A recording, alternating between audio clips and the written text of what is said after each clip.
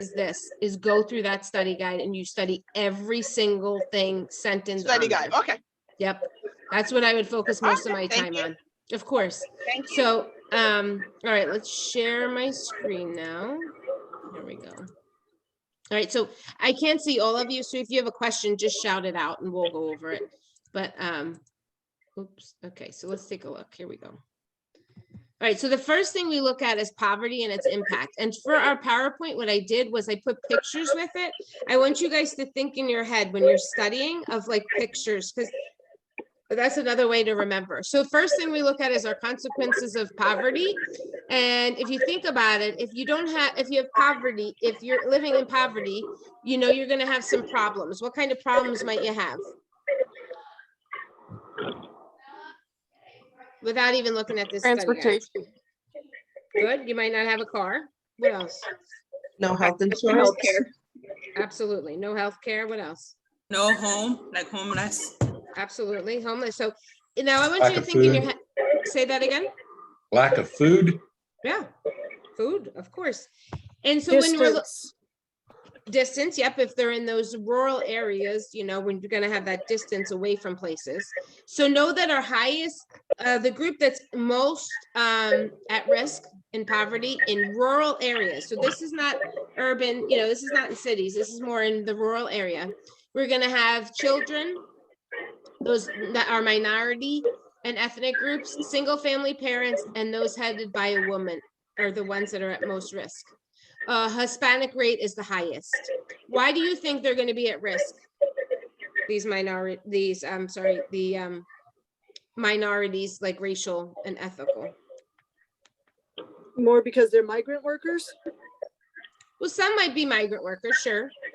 What else is going to be a problem if you're in a rural area and you're from another country? Language barriers. Mm-hmm. Yep. Think about, they're not going to have, first off, you don't have the amount of people that you do in a city. So you don't have those same kind of healthcare providers that you're going to have in major cities, right? And so think about that and think if somebody was speaking Spanish and they needed someone who spoke Spanish, you may not get that in the rural community. Number of college degrees is going to be lower in rural areas than in cities. And this has increased over time. So what can you tell me about unemployment in rural areas? It's pretty high. Yeah, unemployment is going to be high in rural areas because of lack of education, because of lack of opportunity, because lack of lots of things, right? Okay, so if I were going to do a question about poverty, somebody throw it out there. What might I ask you? What are the people at the most raised for poverty? Good. The group of people. Yep. Select all that apply that are at risk for poverty, maybe. We like those select all that apply, right? Yeah. I know you guys probably hate them, but I don't really love them either. All right, so then we looking more at rural workers, and I gave you this picture up at the top. And the reason for that is look at these guys and ladies, what they're doing. They are bent over all the time. So when you're doing harvesting crops in these areas, you're going to be looking at the musculoskeletal system, right? Where are we going to have the most pain? Our back and our neck. Low back pain that radiates into one leg, sciatica, is consistent with a herniated lumbar disc. So if you had low back pain and a rural worker, what is something you're going to assess for? Hi, Tara. Good afternoon. No, No, please, let's okay. Why are you in two places? We thought I'm gonna mute. Hold on. Okay, sorry about that. All right, so if I was in that rural area and somebody comes in and says, I have this low back pain that's radiating into one leg, what are we going to talk to them about? Sciatica? Yeah. Yeah, and we're going to see what makes it worse, right? Does bending, lifting, coughing, or lifting the leg straight while supine, does that make it worse? Okay, so remember this picture when you're studying that part. Health risks in the rural community. In our class, we talked about this. They have an overall decrease in health status. They are less likely to do activities during their leisure time. They have less compliance with safety precautions like wearing a seatbelt. They don't engage in preventative health screens, and we see chronic disease higher in this group. Does anybody remember why we see chronic disease higher? No.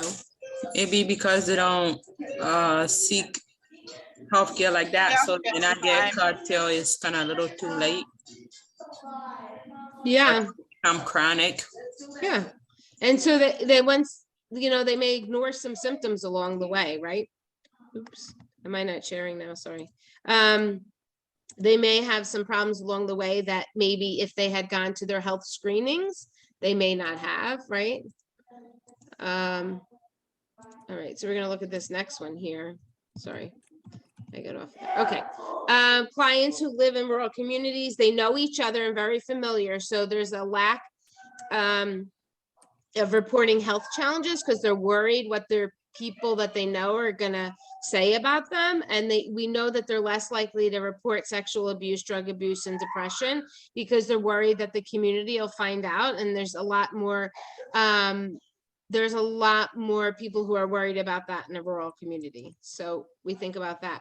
With our rural population, we're gonna have our primary and tertiary strategies, and we are thinking about what with these people. So if you look at my pictures, even if you don't look at the slide, what are these guys doing in this photo and the airplanes doing in the bottom photo?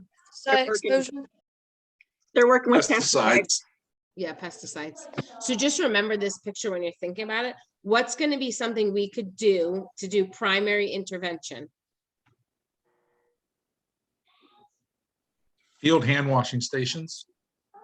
Masks. All right, so hand washing stations are going to be secondary, really, because remember, we have to do something primary. What's that word that we use a lot with primary intervention? Yeah, teaching and education. So on this one, we're going to teach and educate the workers how to reduce their exposure. You see the guy at the top, he's wearing a mask. Then when we get to secondary, our screenings, we're going to have hand washing stations and conduct screenings such as urine testing for pesticides. And then when we get to tertiary, we're going to have to treat those people with the pesticide exposure. So like nausea, vomiting, skin irritation, we're going to treat all those. Is that kind of clear? Yes, I don't see anyone nodding or saying no. So, all righty. The no cultural considerations for Mexican culture. I want you to know this specifically for Mexican culture. Nurse is the authority figure. We need to make sure that we're being able to relate, even if we don't understand cultural things. We're going to maintain our dignity. Now, the first three are not exclusive, obviously, for Mexican clients, but this is for every client that we work with, right? But then when we are looking specifically, we're going to establish some rapport through talking about personal matters. So like chit chat for a little bit, and then talk about the problems that they're having. So if you do touching, that's okay.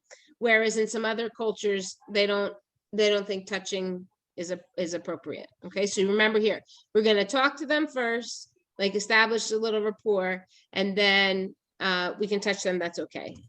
Okay, so I gave you these pictures here. So remember, they're hugging each other, that's fine. Remember, they're coming with a lot of history, so we want to be sensitive to their history and to their dignity and abuse that has gone on. And then we want to, chit chat with them, talk quite a bit, and so that they're comfortable with that. We move to one of our vulnerable populations for our second section, and that's going to be the homeless. So what kind of things did we learn about in class about the homeless population? In any class, it doesn't matter because we all teach the same thing. They have highest risk for disease or like to get like infection or something. Yep. And do you know why that is? No medical background, no vaccination. They don't have any access to like healthcare. Right. And if you're homeless, do you think you're going to be mentally in a good state of mind? No. So what are you going to look to partake in possibly? Mental health illness Yeah. mental illness, you're gonna do maybe some drugs to escape where you're living, right? And that's to help with that.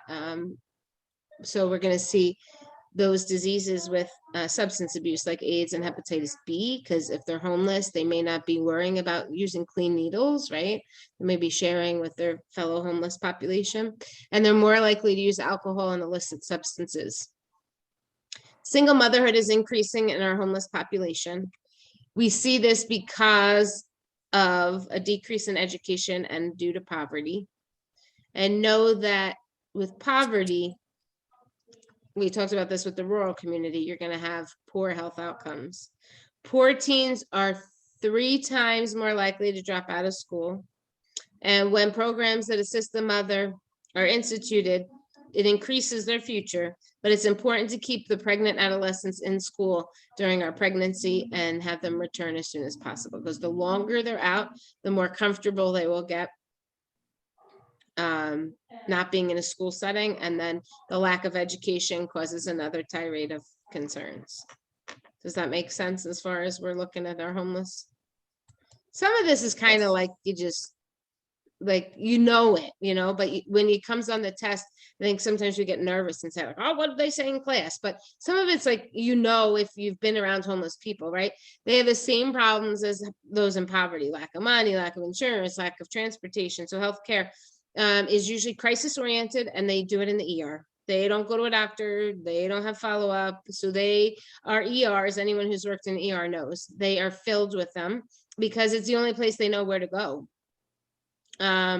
Cost of service is high, but it's not going to be refused. So what do we want to remember about homeless? Let's review. They usually get treatment in the emergency room. Yeah. What else?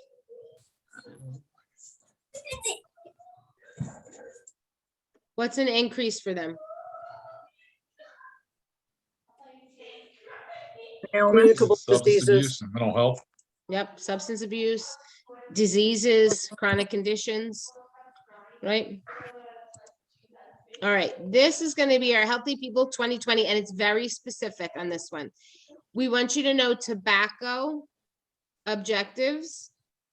So here we go with our primary. Remember, I did this little picture so you guys can remember. Primary is really prevention. So we don't have any disease at this point. So we're going to provide education to healthy lifestyles, focus on how to resist getting involved in the use of alcohol, tobacco, or drugs. When do you think we're going to be teaching this? When they're in schools, when they're young, before they start. Yep. So definitely before they start. And secondary, we're going to look at early detection programs where in the schools and a workplace where people are going to potentially have the exposure to the substance. And then tertiary, when we already have it going on, we have tertiary, we have treatment. We're going to develop programs to help people reduce or end their substance abuse. Is that pretty clear? So it's tobacco or substance use, you're doing the same. You're educating, you're instituting, how can we figure out who's going to be vulnerable? And then you go and you treat them if they have it. Okay. We also want to look at these because this is another more broad example of our Healthy People 2020 objectives. Increase the proportion of adolescents to not use substance abuse. Reduce the initiation of tobacco use among our children and adolescents, and reduce the proportion of non-smokers exposed to secondhand. So all of these are Healthy People 2020 objectives you would want to know. So it's not that they're primary, secondary, and tertiary. They're just 3 things that's on Healthy People that they want to know. Okay. Alrighty. Any questions yet? What's the type of question we can have on the test for this? Select all and apply. You could, but give me a question.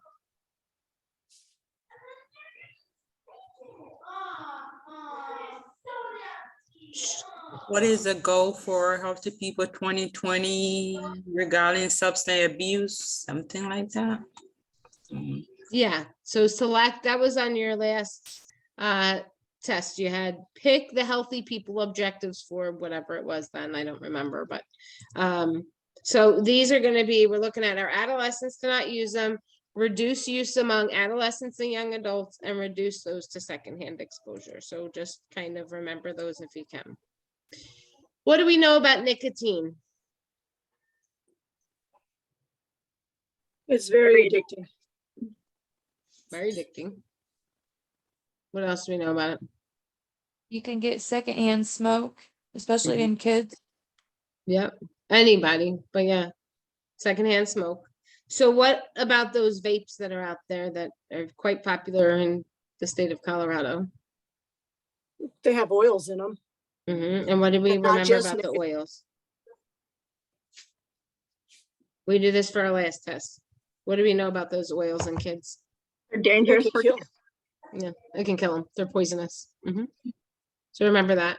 And also know that kid's not going to know, you know, the dangers of a vape as they would cigarettes. Because, you know, cigarettes is one of those things that now all kids, you know, are taught early. But vapes we're just starting to teach. So what's some primary points for teaching about vaping products? What might we say? Keep them out of reach of children. Yep. So who are we going to educate? Parents. Parents. Okay, we're going to educate parents whether they vape or not, right? Yep. Okay, because once they start vaping, then we're already on to our secondary and, you know, and our tertiary. What's something else we could teach them? What if somebody came into the office and said, I smoke cigarettes occasionally? What would you say? not to smoke around the kids, to do like a no smoke environment, free smoking. Good. And what are we going to do for our tertiary points once we have the clients that are vaping or smoking? What are we doing with them? Trying to do the Teach them nicotine for- patch. Yep. Do what? Like Trying to do the nicotine patch. Treatment. Try to get them off of the vape, try to get them off the cigarette, whatever it is, right? All right, good. All right, we move on to parish nursing. And there's two different types, and I told my class this is how I would remember this. Congregational and institutional. Congregational has the word congregation in it, right? And we all know that a congregation is what? Church, religion gathering and stuff like that. Temple, whatever, mosque, whatever it is, right? So it has the word congregation. So this type of nursing model, we're going to be focusing just on the congregation itself. Then we go to institutional, and it has the word institution in it. And when you think about the word institution, what comes to mind? Schools. Okay, schools comes to mind. What Jail, else? prison. Company, like Jail, hospitals prison. or Hospitals. So what this person is going to do is they're going to be the liaison, and they're going to work for the church, but they're going to work with other entities so that it's more of an institution based running place. So congregation focuses just on the specific one, and then institutional, you're going to have lots of people. If you think about a jail, there's not one person running the jail, right? So that's how I want you to remember. If you think of an institution as a hospital, there's not one person running that hospital. So they're going to be a liaison. We're going to have multiple people there. How does the community health nurse advocate case management, and what are the different levels of prevention of faith community nurse uses? All right, so we look at nutrition and weight is a big one that we look at with our Healthy People 2020. So we're gonna have the parish nurse work to reduce the proportion of children and adolescents who are considered obese. We're going to prevent inappropriate weight gain in youth and adults. We're going to increase the contribution of fruits and diets to the vegetables. I'm sorry, fruit. What the heck? Fruit and vegetables to the population 2 and older. Okay. Any questions on that? I want you guys to do a little more research on your Healthy People 2020 related to faith community nurse. I will tell you there's a box in your book that is going to say Healthy People 2020 for parish nursing.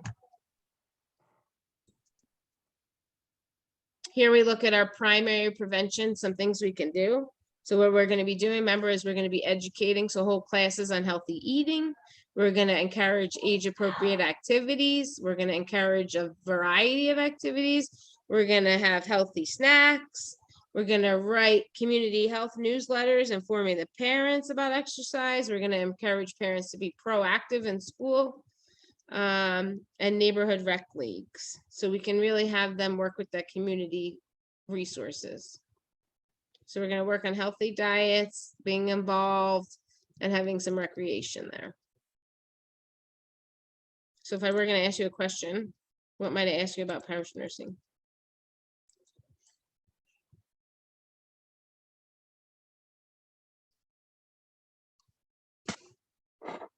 What might be Which some, one of these activities shows more parish nursing?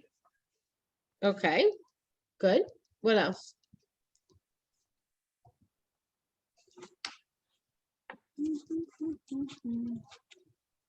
What is a primary prevention of a parish prevention. nurse?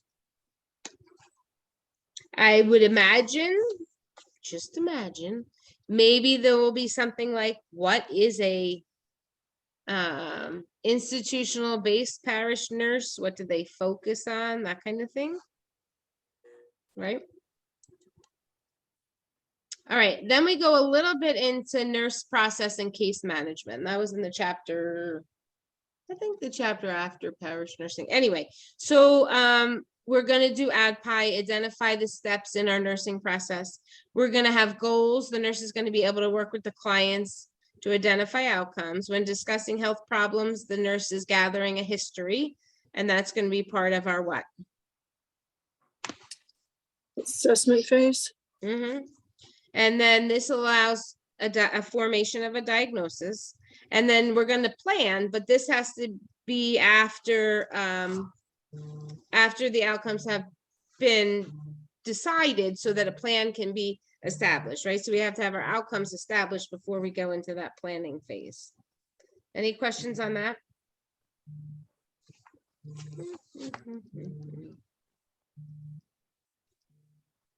No. We are going to have some questions on Medicare and Medicaid. I need you to know the difference. The way I remember this, Medicare is really for people who need the care for whatever reason. What group of people needs more care than infants? Elderly. Pediatrics. Yeah, old people. Old people. So when you think about Medicare, we're going to be caring for our older people, and we're also Elderly. going to be caring with the people who need that care because they're disabled. Right? So review the requirements. We'll do Medicare in a second. The requirements, I'll show you a chart that I made, but the client must demonstrate the need for nursing care. Caring for a new wound and teaching a family member how to provide the care demonstrates the need for a nurse to provide a skilled service. Because the nursing service must be considered skilled, custodial services like a sitter or assistants are not sufficient when Medicare looks at it. So this teaching of cleaning a wound has to be done by who? A nurse. A nurse, in order for Medicare to cover it. Does that make sense? So I want you to think about that. When we look at Medicare, it's age 65, because remember, we're caring for our older people and our disabled. And then Medicaid, these people need aid. And what kind of aid do they need? They need financial resources and, federal and state stuff. I emphasize again, Medicare will only pay for home health care by skilled professionals while the client is homebound, where Medicaid does not require homebound status. Okay, so be careful about that. Our Medicare is going to be way stricter on what's done at the home than Medicaid possibly. We know, because of the industry we're in, that Medicaid is oftentimes not taken. Medicare, for the most part, is taken, but know that their reimbursement rates versus other insurances is not going to be the same. So if I were writing a test and I wanted to say something about Medicare and Medicaid, what might I say?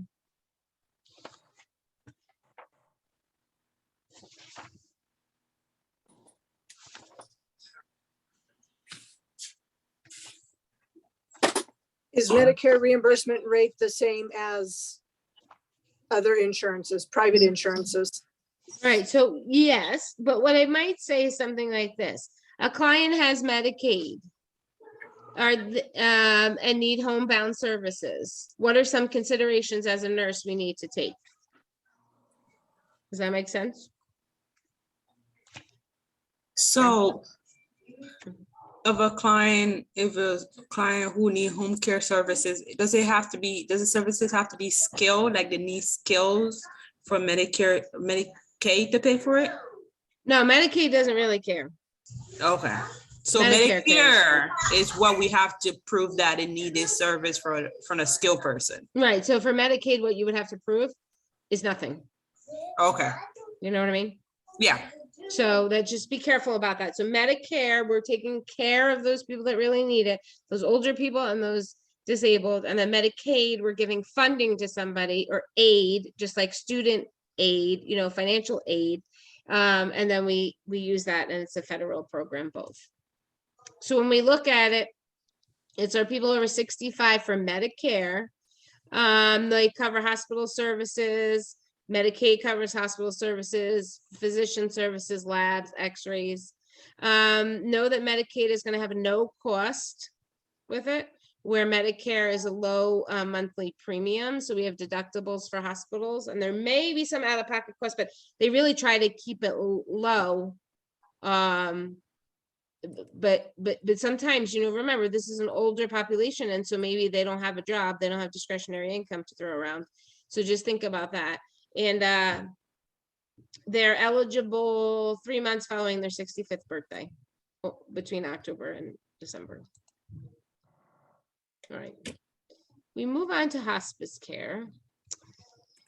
What is important when somebody's in hospice care? Comfort. comfort,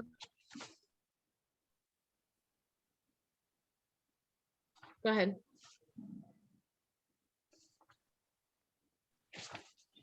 End of life treatment? What kind of end of life treatment are we worrying about, thinking about? Maintaining comfort. Comfort. Palliative Palliative. care. What else? pain and things that it need, like supplies. Yeah, we have to be really careful with a word I'm thinking of, dignity. We have to be really careful giving dignity to these clients, because, you know, they probably don't want to be there and they're trying to handle it. And we want to be very respectful of their needs and their concerns. When anything else on hospice care, what else do we want to think about?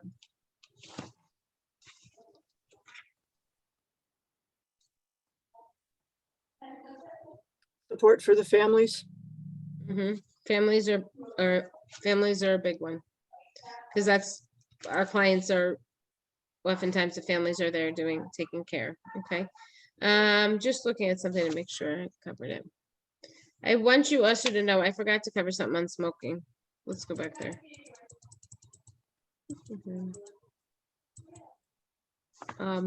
For smoking, which is way back where I passed it. Okay, anyway, for smoking, I want you guys to know that just give me 1 second.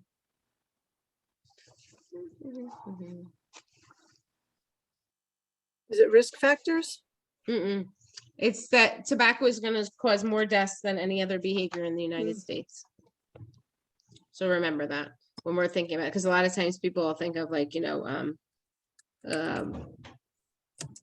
so sorry, I think about illicit substances, but that's not really what we see. We see tobacco is causing the most. All right, so we did Medicaid, we did Medicare, we did some hospice. Then we're doing what we covered last week, epidemiology. Remember, it's going to be the study of the distribution and factors that determine health-related events in a population, and we use it to control health problems. We have two types. We have descriptive and analytic. So in analytic, you're going to be analyzing or looking at what's causing this health and disease. So why are some people affected more than others, and how does it occur? I want you to know this definitional, meaning I want you to understand it's analytical means you're analyzing. So you're looking at why is this happening, our origins, our causes, how does it occur? Why are some people affected and others aren't? Any questions on that? Epidemiology, I find very interesting, but the data that we need to cover with it is kind of dry. So I'm sorry, hold on.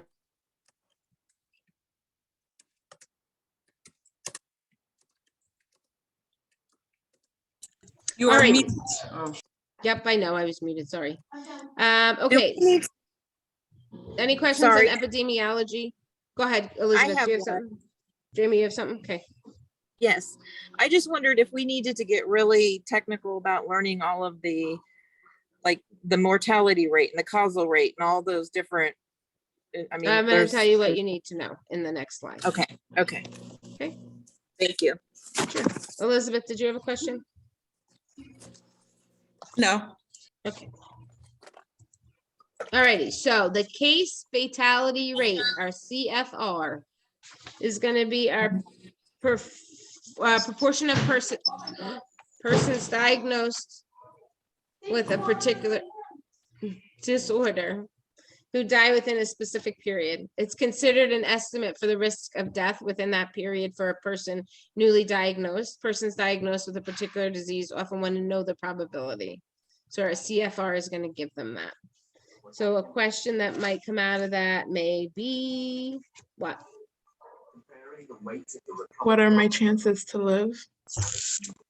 Yeah, you're gonna see that, and then you're gonna ask, I was just diagnosed with this, what can I do? Right? I like the question you just presented about, am I gonna survive? All right, that's pretty much all you need to know. Does that answer your question, Jamie? Yes, thank you. Okay, so just know that one. Oops. Let's see what else we're gonna do. Environmental health from last week. Where you need to know our Healthy People 2020 again. So is anyone seeing a trend here? Know your Healthy People 2020 objectives. Yeah. Okay. Know them for the topics that we've covered so far. Okay. So for environmental health, we're going to look at that blood levels in kids. That's a big one.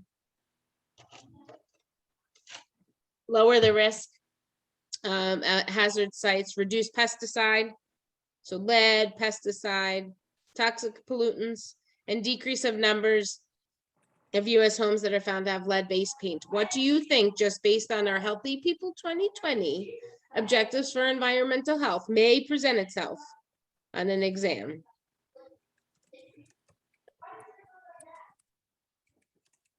What topic do you think we may cover?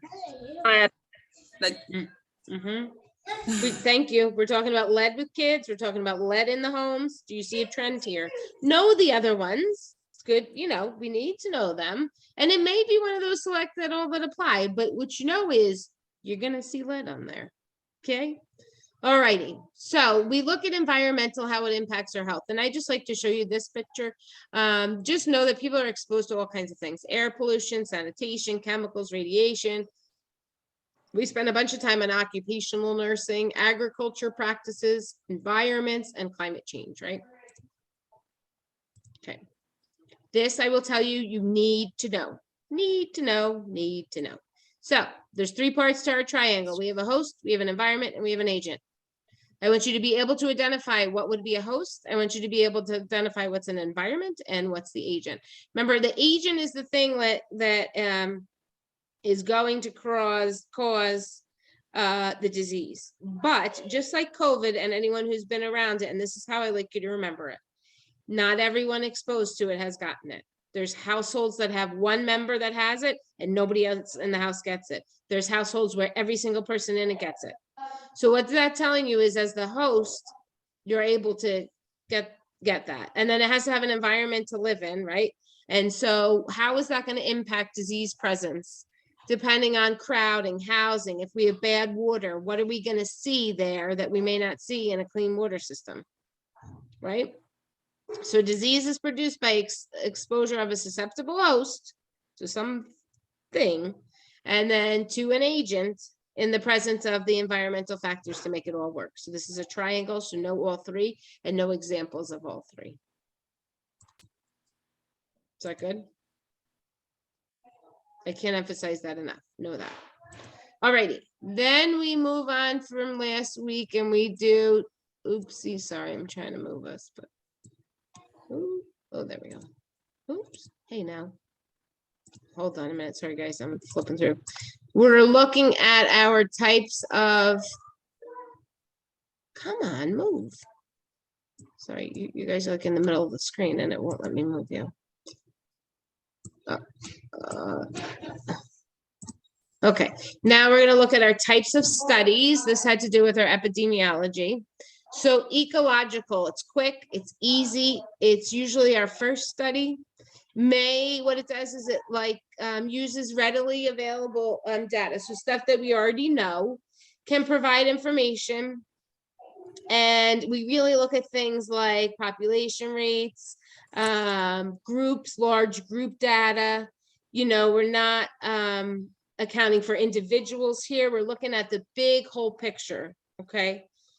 And then we have our cross-sectional study, which is going to give a description of the problem and provide estimates. So in my little picture here, you have the population. You're going to look at those that are exposed and diseased, those are exposed with no disease, and look at another population exposed and none. So it's going to provide a cross-section of a group.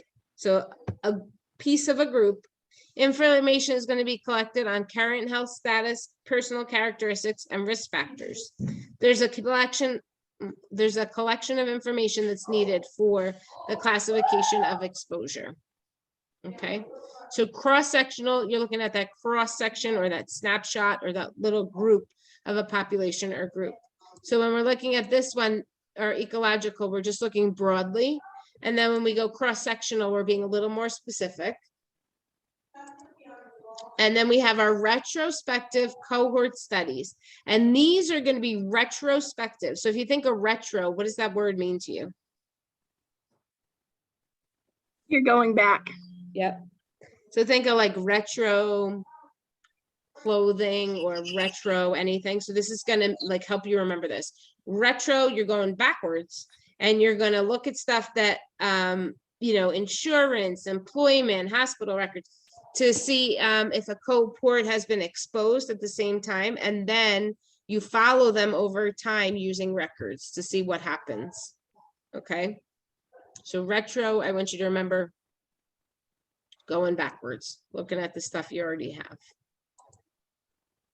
Any questions on the studies? No? Okay, I'm going to move this again. Here we go.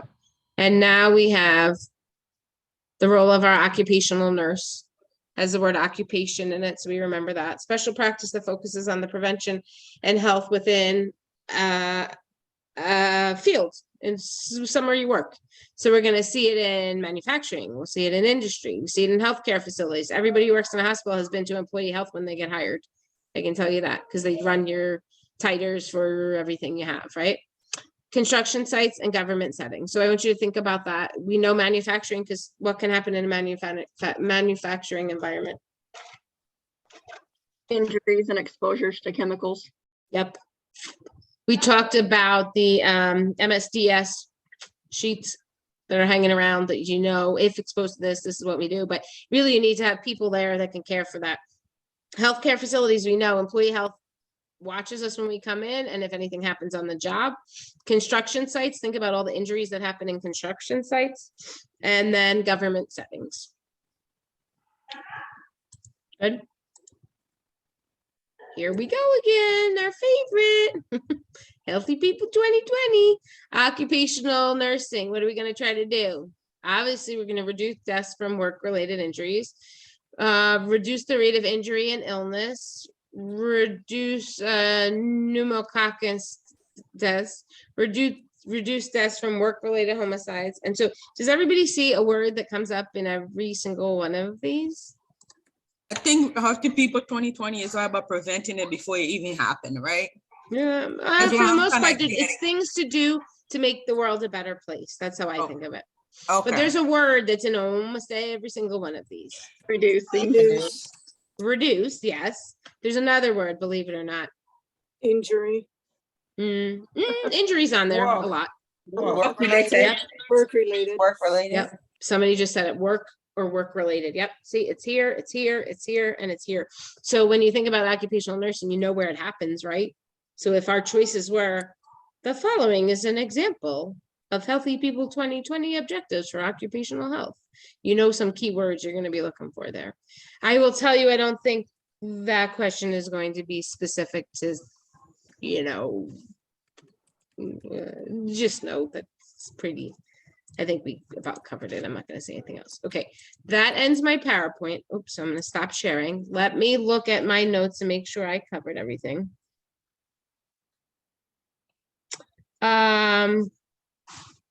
Remember, on our test, it's going to be a lot more like not what is. There's a client who has this, and this is how they present, and this is what we're going to do. So what are we going to look at? Those are the kind of way, that's the kind of thing that we look at. When we're looking at clients and occupational health, this was not covered in our PowerPoint, but I want you to think about the things. What are some hazardous trends that happen in occupation that occupational health nurses will see? So when you're working in a field, what are some things that can happen? Chemical hazards or exposures. Or Okay. injuries. Okay, what else?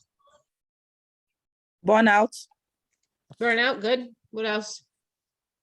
Stress. Technology problem. Stress, yes. Let's think about if you're working in a place where a lot of people sit at a desk. What are you going to worry about? Pressure source. Ergonomics. Typing. Non-ergonomical, I'm trying to find that one. It's on the study guide. You are Yes. correct. Non-ergonomic workstations. There's some more on the study guide. Anybody who has it printed out. So I have a question before we leave that place. Sure. You know, there's I'm trying to find where it says those Where it says that on the study guide. risk, like environmental, mechanical. Yes, I can. I found it. There's a box 321 that talks about biological and infectious hazard, chemical hazard, mechanical hazard, physical and psychosocial. Then another part talks about nanotechnology, complex chemical drug stress. So which of the two are we talking about when we're talking about? We're talking about the second one. Okay, thank you. Okay.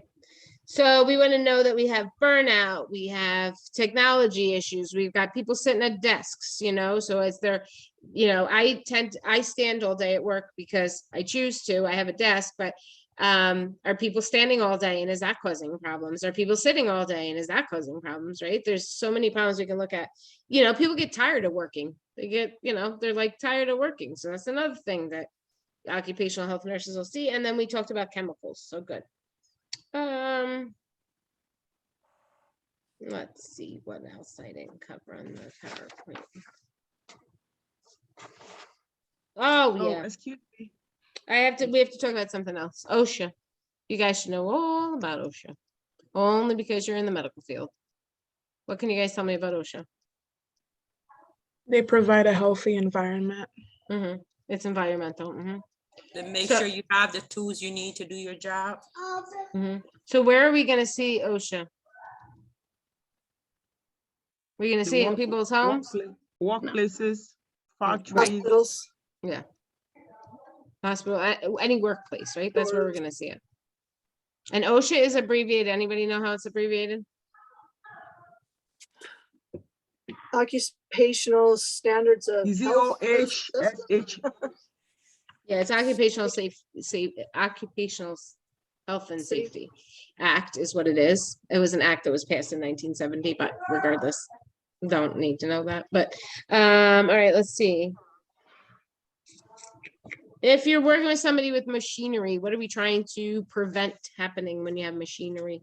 When you're working with machinery? Injuries. Loss of limbs. Yeah. Hearing protection. Say that again. Hearing protection. Yeah, hearing protection. What are we gonna look to make sure we limit in the workforce? So I don't The want you guys to number of- focus on the preventing injury part. I want you to focus on what are we gonna be limiting? The number of What? Work times they hours? don't come to work. No? Mm-mm. We don't care how long they stay at work. I mean, you know, we care, but we're gonna try to limit what happens to people working with machinery when they're loading and unloading. What happens a lot of times?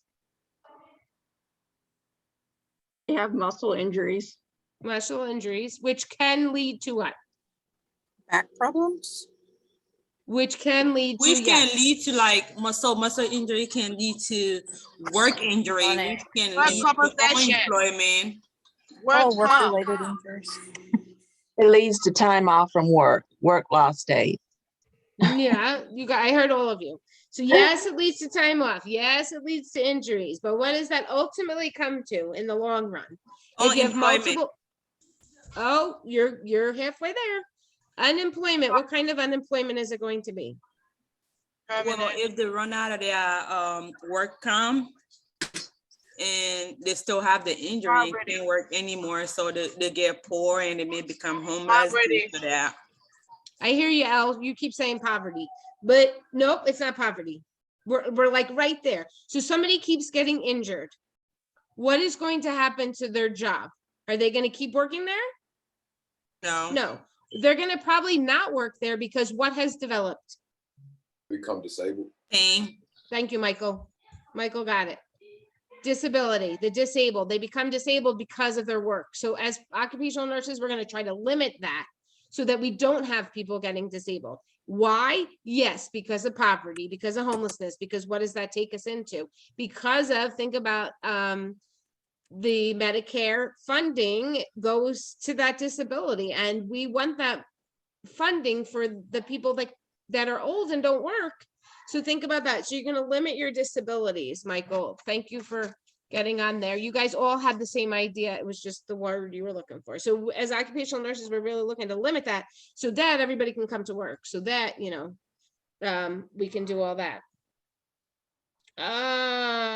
When we're looking at environmental health, I want you to tell me who is going to be at most high risk for getting sick from bad food or bad water or bad food. Children or elderly. Yeah, they're susceptible. Who's the most susceptible group of clients? Homeless people, because they don't have access to it. We're on the page there. Yeah, homeless people. What else can you tell me? What kind of people are the ones who are going to be at highest risk? Think about with anything. What group of people are at highest risk? Children. Immunocompromised. Immunocompromised, yes. Children are as well, but if you're a healthy kid, you know, you're probably not going to be as susceptible as somebody with, you know, who's immunocompromised, right? So that's kind of like med surge coming on in your head. So you might see some questions like that where it has to do with community, but also has to do with med surge. All right, what else do we need? All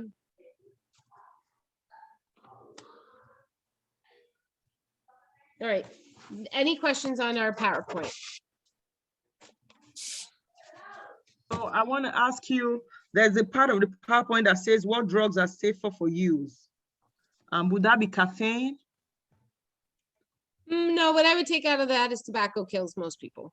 I mean, smoking, not tobacco. Smoking kills, has the most highest rate. Okay, thank you. Okay.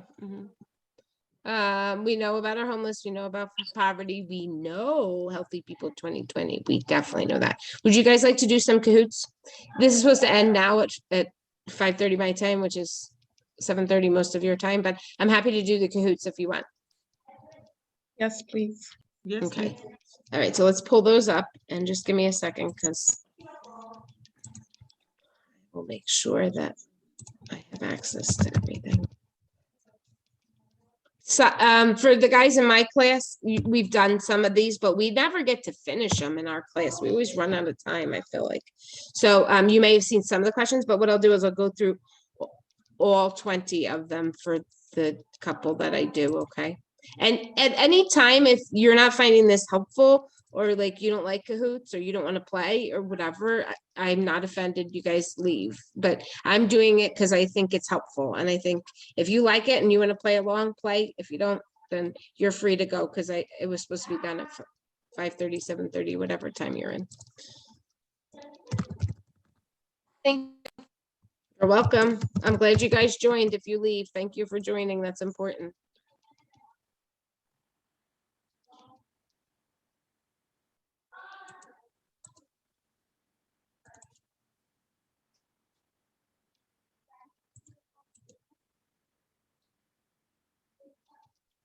Alrighty, so.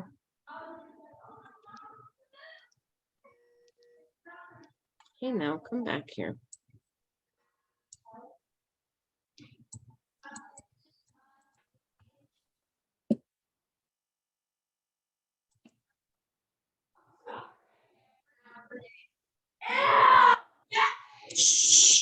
So sorry. I have someone screaming in my house. I'm very sorry.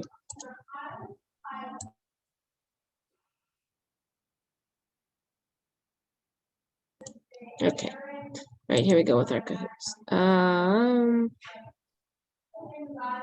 Let's do this first one.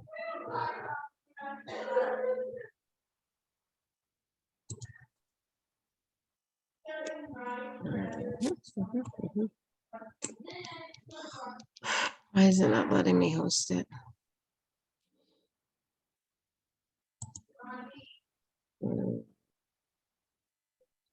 Oh, because they closed it. Okay, I'm gonna find our Cahoots, don't worry. I will get them for us. This last, the first one we'll do is from this past week. Okay, so we'll do that.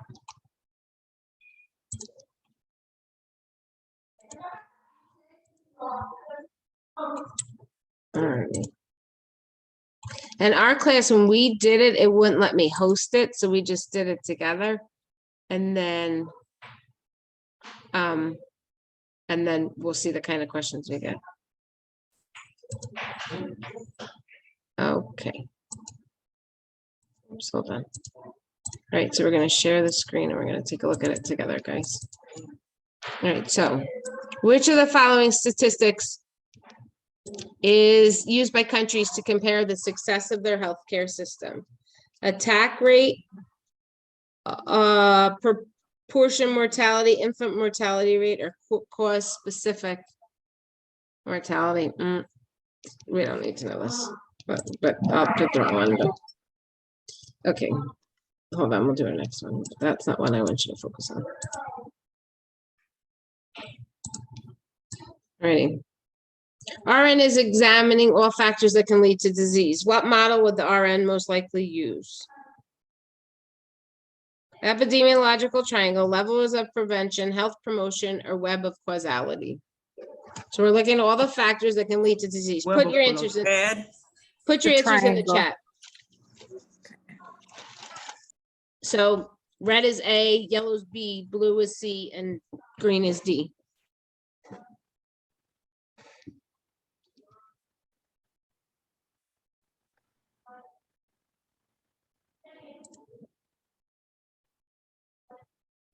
Okay, so we got an A, we got a D. Okay, somebody got a D.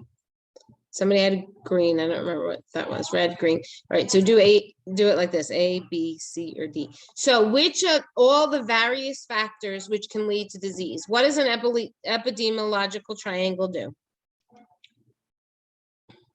It tells us like the distribution of the pattern of the health event. And they need all factors for the disease to manifest. Like we need a disease, we need a host, and like all of those can lead to a disease. Yeah, and you're not going to be researching factors using that. That's telling you why somebody has it really. Okay, levels of prevention, we know that has nothing to do with anything. Health promotion, we're not going to pick health promotion because that has nothing to do with what factors are leading to disease. So even if you didn't know web of causality, our other three answers make no sense. So see how we did that by process of elimination there? You don't necessarily need to know, but you need to know what it's not. All right, let's look at our next one. A person with osteoporosis. A client advises, RN advises a client with osteoporosis to have 3 servings of milk or dairy products daily. Choose the level of prevention here. A, primary, B, treatment, but not preventative, C, secondary, D, tertiary. Tertiary. You can put it in the chat if you want. Just give it a second. I want everybody to think about this one.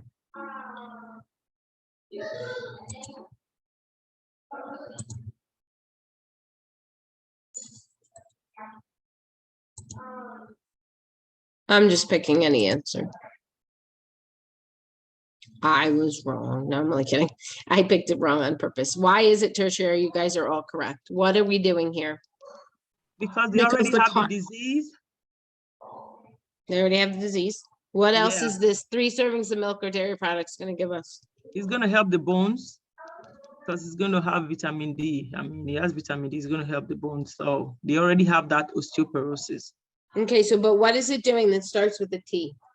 Treatment. Good. You're going to be treating that condition. All righty. What group should the occupational health devote the most time to regarding education and follow-up evaluation?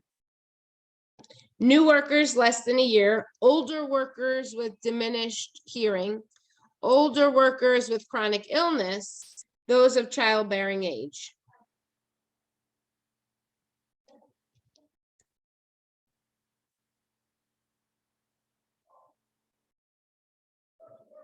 Red is A, yellow is B, blue is C, green is D.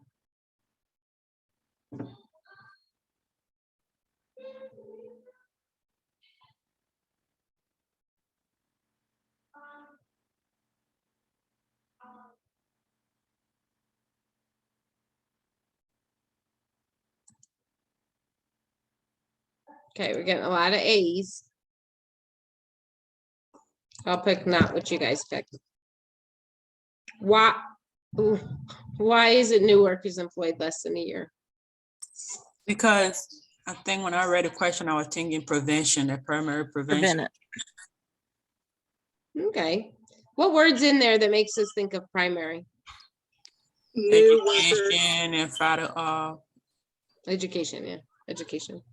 And why we're going to educate them is because older workers, the longer they're there, the less the education can do for them, right? Because they're being exposed or having whatever illness or exposure that's happening. So they probably educated early on for that. All right, next question. The occupation, one of my favorites. The Occupational Safety and Health Administration is known as A, B, C, or D?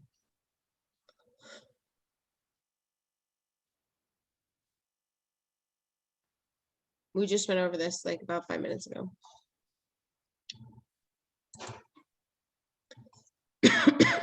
All right, everybody's picking C. I'm going with it.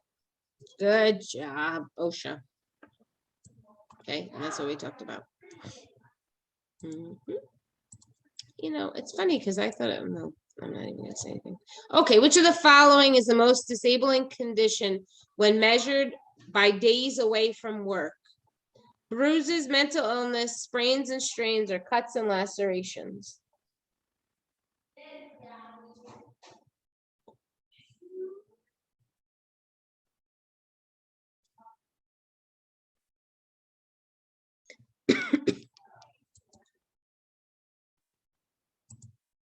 I got a C and B's here, so I'll pick A. Okay, why are we going to say the most disabling condition would be sprains and strains? I mean, you can't really do nothing when you're in that much pain, or you can't move your hand because it hurts. Mhm. And if mental illness was our answer, most people wouldn't be able to go to work. I mean, mental illness right now is on the rise. So think of all the people that have it and how do they cope? They go to work. So a lot of times with depression and anxiety and stuff, you go to work to get your mind busy, right? So think about that when we're looking at a question like this. Cuts and lacerations, you know, those are both acute. So a bruise and a cut, they're acute, they're quick. You take care of them. Which of the following describes the mission of OSHA? Create an inspection station to ensure safe and healthy work conditions, to establish rules, or to share factory illnesses and injuries. Excuse me.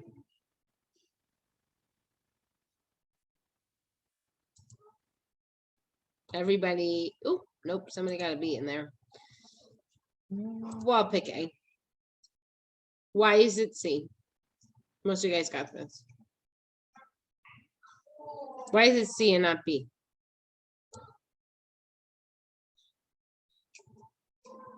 Because they're not there to establish rules. They're there to make sure that they have a healthy and safe environment. Yeah, and if you've ever had violations with OSHA, they will say, we'll come back and recheck on you, right? So think about that when we're looking at OSHA. All righty, let's look at our next one.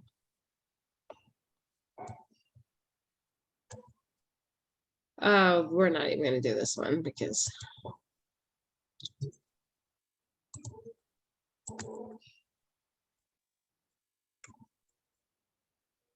multi-select, it says. So which of the following are major sources of air pollution in the United States?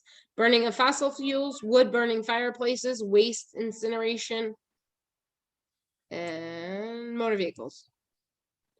It's going to be more than one answer, probably. It's one of those lovely select all that apply.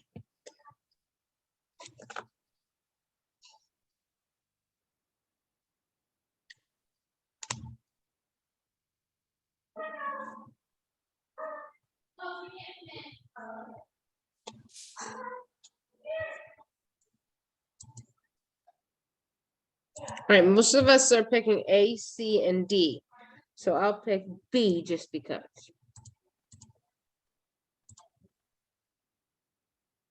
Good work.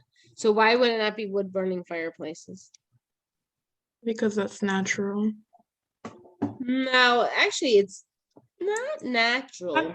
I think a lot of people don't, that is not that many people that burn, that use their fireplaces. I don't think so. I don't think it's enough to, I don't know. Right, it's not as bad as the other three. Yeah. I'll tell you, in Colorado, when they build new houses, they will not build wood burning fireplaces. You can only get a gas one. And that's for the air pollution. So it's a problem, but it's not a major problem. All righty. I don't think this is. No, I'm not going to review that one with you.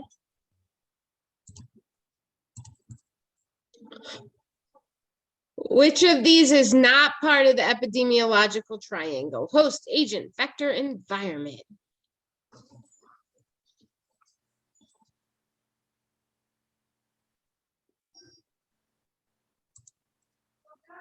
Yay! We all pick C, so I'll pick A, just to be the bad person. No, it's not. That's not part of it. All right, host. Somebody give me an example of a host. A person. Be a little more specific. Somebody, a patient with HIV. Immunocompromised. Yeah. Females, males, over 40, under 40, all those, right? Give me a agent. COVID-19. Bacteria. Yeah, COVID-19 for sure. Well, yeah. And then how about our environment? What's going to impact the presence of something with our epidemiological? What kind of environments are we going to be looking at? Crowded space. COVID-19, California. Or New York because of the population. Yeah. Yeah, it's crowded. There's a lot of people, right? In New York, California, Florida. I don't know what's with Florida. They seem not to worry about it. And there's a lot of older people in Florida, but whatever. All righty. Another one, an epidemiology triangle. The agent refers to biological cause, physical factors, genetic factors, or socioeconomic factors.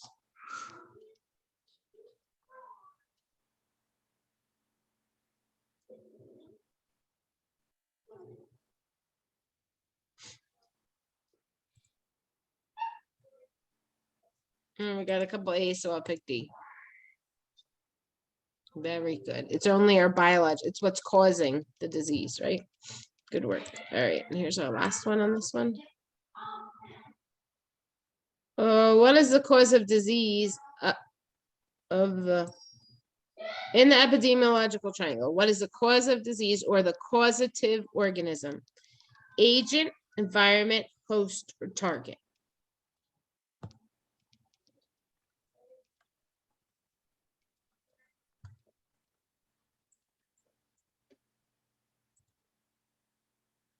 We all got A, so I'll pick D.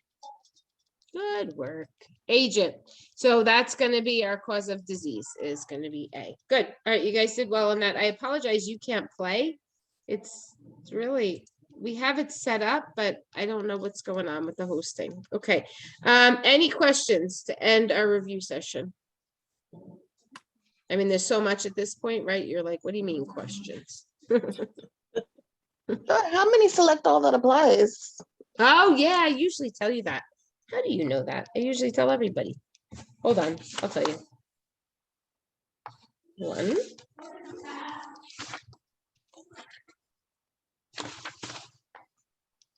I think last exam have 6 math questions. Are we just gonna have 5 this time around? No, you had 5 last time. We did? Yep. 3, 4.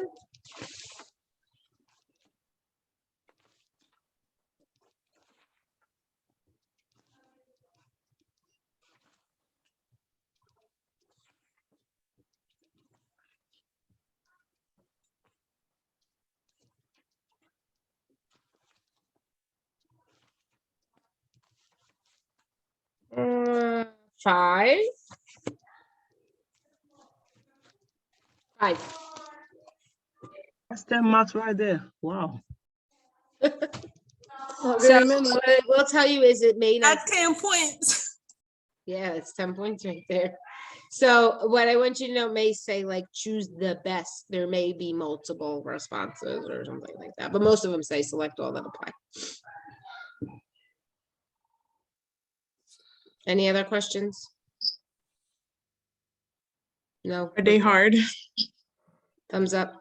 Are the questions hard? The select all that applies. Oh, are those hard? I mean, I don't think any of the questions are easy, because I wouldn't say I put that we create a test that's easy.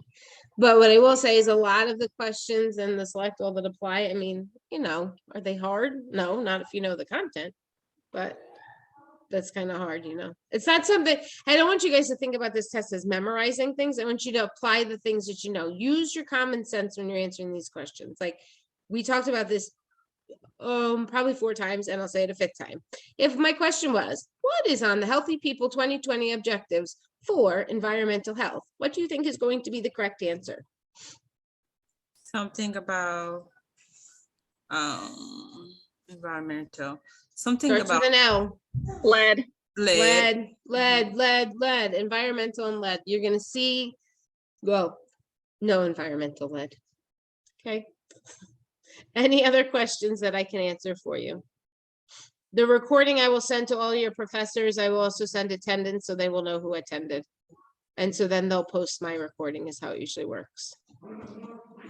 Good. Thank you. All right, guys, good luck. Good luck studying. You got this. You know this. Use common sense on the test. Use process of elimination if you don't know an answer. Okay. So I have a quick question. Sure. When you said about knowing the difference between spiritual and religion, do we just need to know the definition of those? Yeah. Okay. I didn't really touch on that because Yes, you need to know it, but like it may not be the bulk of the test, if you get my drift. There Got it. might be one or two questions. Got it. Okay, so I try to focus it and cover the main topics that most of the questions are on.